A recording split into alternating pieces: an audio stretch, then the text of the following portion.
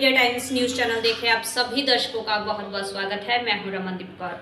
इस वक्त की बड़ी खबर आ रही है प्रयागराज से। क्या है पूरा मामला, देखने के लिए बने रहिए हमारे। देश के प्रधानमंत्री नरेंद्र मोदी ने नारी शक्ति वंदन अधिनियम के तहत महिलाओं को 33% आरक्षण दिया है, जिसके बाद महिलाओं में प्रधानमंत्री के इस फैसले को लेकर काफी उत्साह है। तो वही संगम नगरी प्रयागराज में शहर दक्षिणी में पूर्व महापौर अभिलाषा नंदिनी गुप्ता के नेतृत्व में भाजपा महिला मोर्चा की कार्यकर्ताओं ने केपी कॉलेज से नारी शक्ति वंदन अधिनियम स्कूटी रैली निकाली गई। इस स्कूटी रैली को तिरंगे गुब्बारे छोड़कर कैबिनेट मंत्री गोपाल गुप्ता नदी व पूर्व महापौर अभिलाषा नदी गुप्ता और भाजपा महानगर अध्यक्ष संजय गुप्ता ने रवाना किया। वहीं इस स्कूटी रैली में पूर्व महापौर अभिलाषा नदी गुप्ता ने भी हिस्सा लिया। वहीं महिलाओं में उत्साह देखने को मिला। इस बाइक स्कूटर रैली के माध्यम से महिलाओं ने देश के प्रधानमंत्री के इस फैसले का स्वागत करते हुए इस माध्यम से उन्हें धन्यवाद ज्ञापित किया। यहाँ पर झंडी दिखाई है और यात्रा को रवाना किया। प्रधानमंत्री जी ने 33% महिलाओं को आरक्षण दिया है। महिलाएं काफी उत्साहित दिख रही। क्या देखिए, बहुत दिनों से दूसरी पार्टियां केवल महिला आरक्षण के नाम पर राजनीति करती थी। आदरणीय प्रधानमंत्री जी ने इस बिल को, इस महिला आरक्षण बिल को जिस तरह से सम्मान देने का काम किया है, आज पूरे देश की महिलाएं उनके प्रति आभार प्रकट कर रही हैं। और आज ये शहर दक्षिणी की और प्रयागराज महानगर की हमारी माताएं बहनें बड़ी संख्या में यहाँ पर आई हुई हैं। कोई स्कूटी से, कोई मोटरसाइकिल से, जिसकी जो अपनी पसंद की सवारी है, और लेकर के सब आए हैं, निकले हैं। और एक कार्यक्रम केन काटजू में होने जा रहा है। आदरणीय प्रधानमंत्री जी का मातृशक्ति बहनें सभी लोग आभार प्रकट कर रहे हैं, धन्यवाद दे रहे हैं। मोदी जी ने जो नारी शक्ति अधिनियम जो करा है, उसके तहत हम सब जानते हैं कि मातृशक्तियाँ हमेशा घर से लेकर बाहर तक तो काम करने का काम करती थी, लेकिन जब उन्हें प्रतिनिधित्व करने का आता था तो उनकी संख्या बहुत कम हो जाती थी। आज के समय में आप देख सकती हैं कि कहीं न कहीं मातृशक्तियाँ, जब आप वोट डालने का काम आता है और प्रतिशत देखा जाता है, तो जब सरकार बनती है जहाँ भी, वहाँ पर वोट परसेंटेज मातृशक्तियों का बहुत अधिक रहता है। और दिखाई पड़ता है कि जो ये सरकार बनी है वो मातृशक्तियों के वोटों के प्रतिशत की वजह से बनी है। और जब मातृशक्तियों का प्रतिनिधित्व कम रहता है, उसी को माननीय प्रधानमंत्री जी ने जो बहुत बरसों से लड़ाई, 30 साल से ऊपर चल रही है लड़ाई है मातृशक्तियों को आरक्षण देने, तो सरकारें बहुत सारी आई लेकिन इस पर ध्यान नहीं दिया।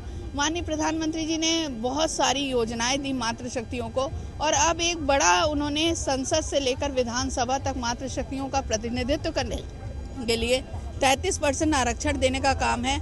जब मातृशक्तियाँ ज़्यादा से ज़्यादा संख्या में संसद में और विधानसभा में पहुँचेंगी तो मुझे लगता है महिलाओं के लिए बेहतर योजनाएं आएंगी, महिलाओं के लिए बेहतर काम होगा, और कहीं ना कहीं महिलाओं का प्रतिनिधित्व बढ़ेगा तो समाज और राष्ट्र भी आगे बढ़ने का काम करेगा। मैं तहे दिल से अपनी तरफ से, सभी मातृशक्तियों की तरफ से माननीय प्रधानमंत्री जी का हृदय से धन्यवाद करती हूँ।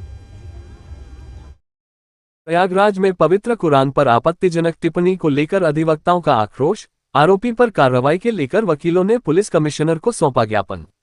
प्रयागराज के थाना औद्योगिक थाना क्षेत्र में सोशल मीडिया पर पवित्र कुरान शरीफ और मदरसों के संबंध में की गई कथित आपत्तिजनक टिप्पणियों ने माहौल को संवेदनशील बना दिया है, जिससे अधिवक्ताओं में गहरी नाराजगी व्याप्त है। इसी क्रम में बड़ी संख्या में अधिवक्ताओं ने एकजुटता दिखाते हुए पुलिस कमिश्नर को एक विस्तृत प्रार्थना पत्र सौंपा और पूरे मामले में तत्काल एवं कठोर कार्रवाई की मांग की। अधिवक्ताओं ने स्पष्ट शब्दों में कहा कि इस प्रकार की बयानबाजी न केवल एक समुदाय की आस्था पर प्रहार है, बल्कि ये देश की गंगा जमुनी तहजीब, आपसी भाईचारे और सामाजिक सौहार्द को भी कमजोर करने का प्रयास है। प्रार्थना पत्र में अधिवक्ताओं ने मांग की है कि मामले की निष्पक्ष जांच कर दोषियों के खिलाफ तत्काल एफआईआर दर्ज की जाए और उन्हें शीघ्र गिरफ्तार किया जाए। साथ ही चेतावनी दी गई कि यदि समय रहते सख्त कार्रवाई नहीं की गई तो अधिवक्ता समाज व्यापक स्तर पर आंदोलन करने को बाध्य होगा। पुलिस प्रशासन की ओर से अधिवक्ताओं को आश्वासन दिया गया है कि मामले को गंभीरता से लेते हुए जांच की जा रही है और कानून के तहत उचित कार्रवाई सुनिश्चित की जाएगी। अब देखना ये होगा कि इस संवेदनशील प्रकरण में प्रशासन कितनी शीघ्र और प्रभावी कार्रवाई करता है। आज हम लोग पुलिस कमिश्नर आयुक्त के कार्यालय में मौजूद हैं। सभी अधिवक्तागण हल्दी से आए अधिवक्तागढ़, वहाँ के 2 मिश्रा बंधु, कथाकथित मिश्रा बंधु, जिन्होंने इस्लामिक ग्रंथ को फाड़ देने की बात कही थी। आज हम लोग यहाँ मौजूद होकर सब लोगों ने अपनी बात कमिश्नर साहब को बताया। उन्होंने आश्वासन दिया कि इस पे जांच करके FIR की जाएगी। इस तरीके से जो भी आपसी सौहार्द बिगाड़ रहे हैं, प्रशासन से निवेदन है इनके ऊपर तत्काल FIR किया जाए ताकि इनका मनोबल आगे न बढ़े। आप बताइए।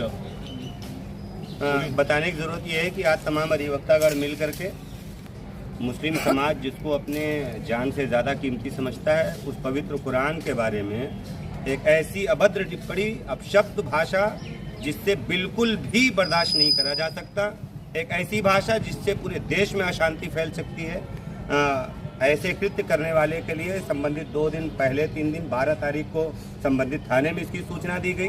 वहां से कोई कार्रवाई नहीं करी गई। ACP साहब को संबंधित जानकारी दी गई, वहां से कोई कार्रवाई नहीं हुई।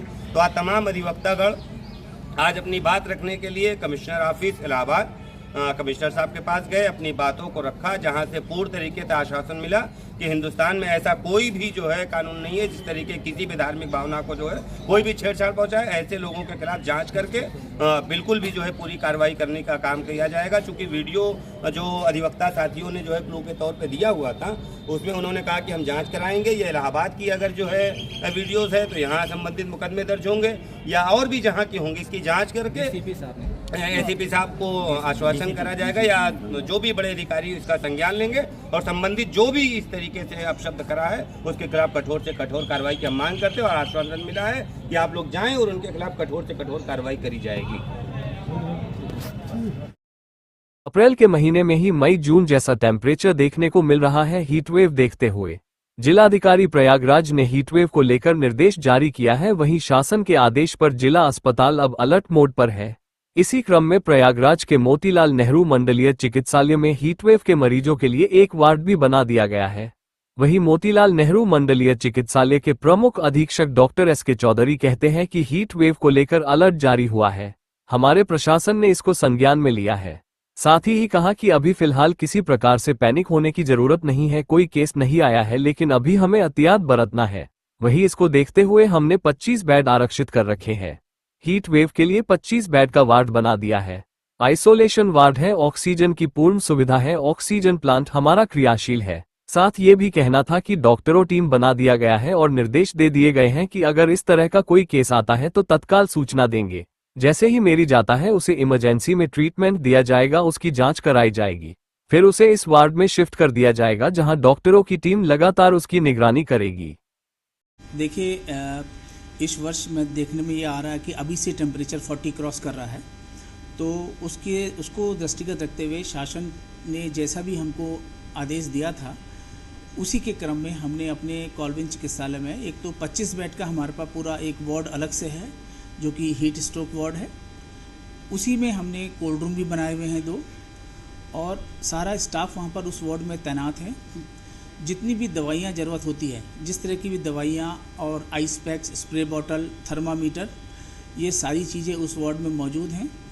समस्त बेडों पे ऑक्सीजन की सुविधा है, समस्त वहाँ पर वेंटिलेटर भी लगे हुए हैं और हमने एक डॉक्टर्स की टीम भी बना दी है जिसमें फिजिशियन नोडल हैं और पीडियाट्रिशियन हो गए, फिजिशियन हो गए, सर्जन हो गए, इन सभी को हमने एक ड्यूटी लगा दी गई है। इसी के साथ हमारा ब्लड बैंक 24 घंटे क्रियाशील है, लैब हमारी 24 घंटे क्रियाशील है और नई इमरजेंसी जो बनी हुई है उसमें भी हमने EMO को आदेशित कर दिया है कि कोई भी मरीज अगर हीट स्ट्रोक से संबंधित एडमिट होता है तो उसकी सूचना मुझे तत्काल दी जाएगी और वहाँ पर भी ये सारी सुविधाएं जो हमारा हीट स्ट्रोक वार्ड में ये सारी सुविधाएं वहाँ भी मौजूद हैं। तो पहले मरीज का ट्रीटमेंट वहीं पर होगा, उसके बाद उसको फिर हम संबंधित वार्ड में लाएंगे।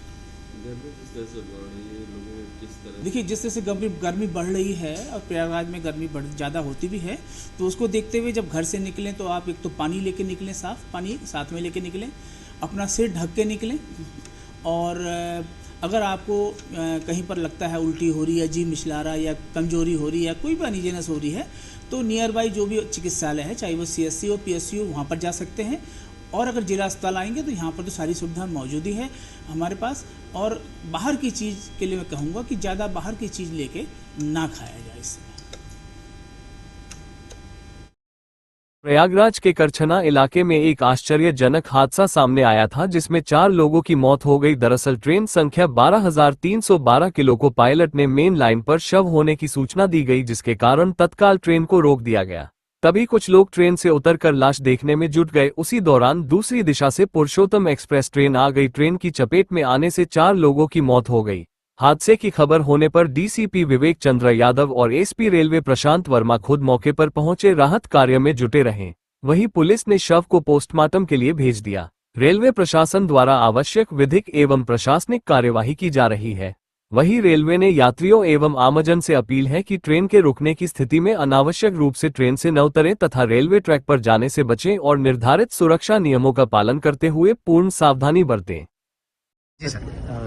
जनपद प्रयागराज में एक यहाँ पर हादसा हुआ जिसमें सबसे पहले एक जो कालका एक्सप्रेस है वो उसने एक मैन रन ओवर हुआ था, जिसकी वजह से वो ट्रेन वहाँ पर रुक गई थी और जो उस ट्रेन के जो पैसेंजर थे वो out of may be curiosity या जिस भी वजह से वो ट्रैक पर आ गए थे।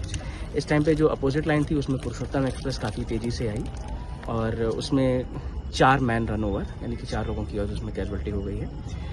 अब तक उसमें से 3 लोगों को हमने आइडेंटिफाई कर लिया है, बाकी 2 लोगों को हम जो है उनका डिटेल खोजने का प्रयास कर रहे हैं।